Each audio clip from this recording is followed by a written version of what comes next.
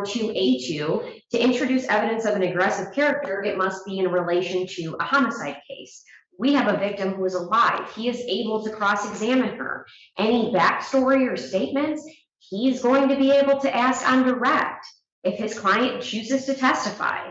So in relation to cases where it does come through, homicide cases alone, this is not admissible for this purpose. This is not a homicide case. This is a domestic violence case. And then if the defendant chooses to say, I'm acting in self-defense in this matter, also that's not going to come in because he's asserting other acts, evidence of deception, lie, self-harm, threat, blackmail, false claims. But he is attempting to relate this to the incident and to explain why he was letting her in, saying she didn't have permission, but then therefore saying, oh, well, I actually let her in because of other acts. While he may think that that's a material thing, it doesn't have probative value. So it doesn't necessarily have the tendency to make the self-defense claim or why he might have done that more or less probable. So, and also these other acts, evidence probative value does not substantially outweigh any confusion of the issues or misleading the jury. And I would just reiterate, all of this information would mislead the jury. This would confuse the jury as to who is the person that's on trial here. It's this evidence that I've proffered is probative to establishing to essentially affirm or confirm the position my client had taken for 8 months or so, which is to not seek her out, to not go and do anything with her of his own choosing, other than to respond and try to be helpful. That can then, he's not claiming self-defense, he's claiming this never happened. But there's a reason why these allegations have come up, because it's part of this common scheme of again, almost an obsession with my client that is even talked about in some of these messages where she won't leave him alone. And there was one thing I heard from the prosecution that I don't know anything about is she said she's got 404B evidence, and I have not received any notice of that. So I'm not sure what that is, but if she's got her own kind of 404B, that would have to be noticed up to myself in the court. I have not heard anything about that. That is correct, Your Honor, and that is not an accurate statement to the court, given the fact I did tell Mr. Feitfelski that I was going to file my own notice after the results of this hearing. He does know I was very open with him about the police reports, about the statement. I shared with him the discovery. I have emails I can present to the court, actually. So I don't appreciate that. As far as the notice, I have to give 14 days before trial, not before jury selection, not before final settlement conferences. That's fine. I'm not trying to disparage character. I'm just saying I haven't seen anything yet. 404B 1 or 2 says a 14-day notice before trial.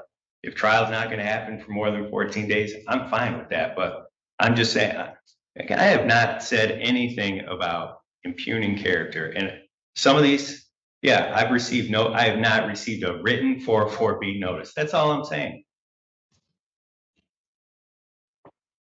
But those in part are based on police reports. All recorded statements. Yes, Your Honor. And has defense received those, or? Yes, I do believe he has. He can correct me if I'm wrong, but if he has not received all of those, then I don't know what you mean by all. I have 2 police reports for these 2 cases.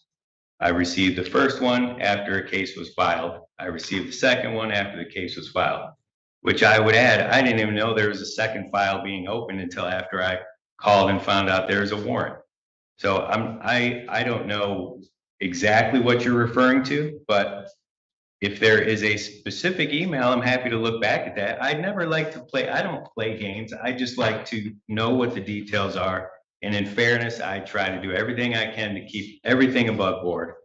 If there's something specific in reports, it's helpful for me to know exactly what she's pointing to, just like she wants me to. Okay, then we can just ask the question. Is it something outside of the 2 police reports that he says? Not at this time, Your Honor. And as for he didn't know there were new charges, if you recall a bench conference at our last meeting, I actually asked to adjourn because we were going to review something for pending charges. Mr. Feifelsky was standing right next to me when I told the court that. So as for games, I too do not play them. And there is nothing to show that I can do for Mr. Feifelsky. I will file my notice timely.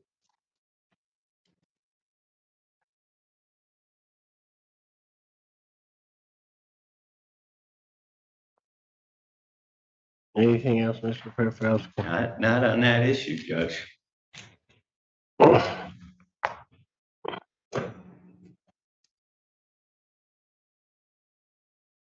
I see Councilor Chambers.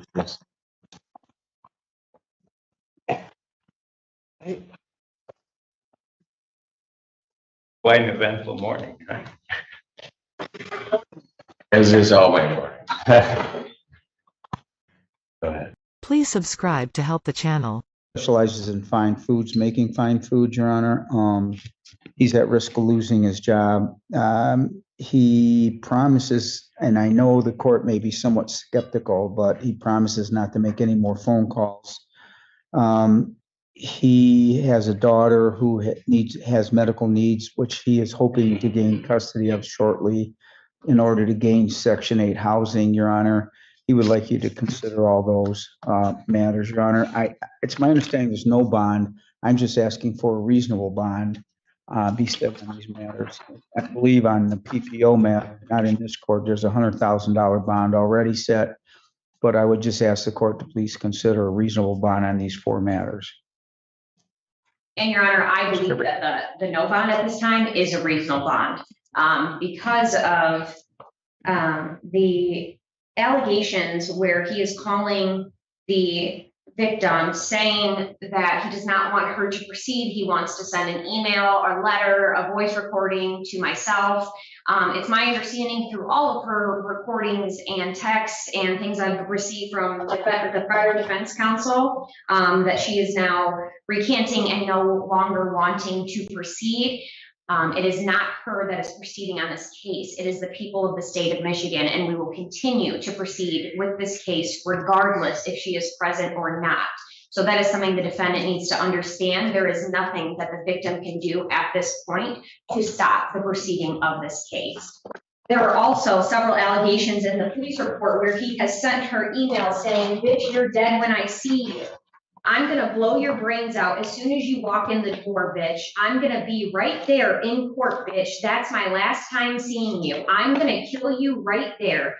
You deserve your ass beat. I will fucking murder your stupid ass, bitch." Those are in the allegations in the police report. I also have the recordings of the jail call where he stated, "When I get out, I am beating your ass." There are numerous times where he says, "Please call the prosecutor, write a letter to the court." Numerous times telling her, "I didn't do this. I can't believe you told them about this home invasion. I didn't break in your house. The door was unlocked." He is a danger not only to this victim, I believe to society. These charges are extremely serious. I believe he needs to be in custody because I don't think any other measures would protect this victim and or the community. Your Honor, Anything I else? don't, I stand by my original argument. With reference to the bond in this case, the court has heard the numerous allegations of this, and I understand what the people are now dealing with regard to this alleged victim in this case. But all of that, this court believes, is caused by the defendant's conduct. I'm now, after revoking his phone privileges, I don't have hope that the defendant would listen to this court because now I have allegations that he's using other or used other PIN numbers to continue the contact.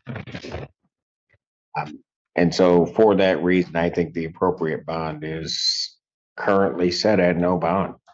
And the defendant will have his day in court. So motion for bond reduction or change in bond is denied. I will set the defendant's preliminary exam date. I'll adjourn it out, finding good cause to do so, given the withdrawal of counsel. I'll Please subscribe to help the channel.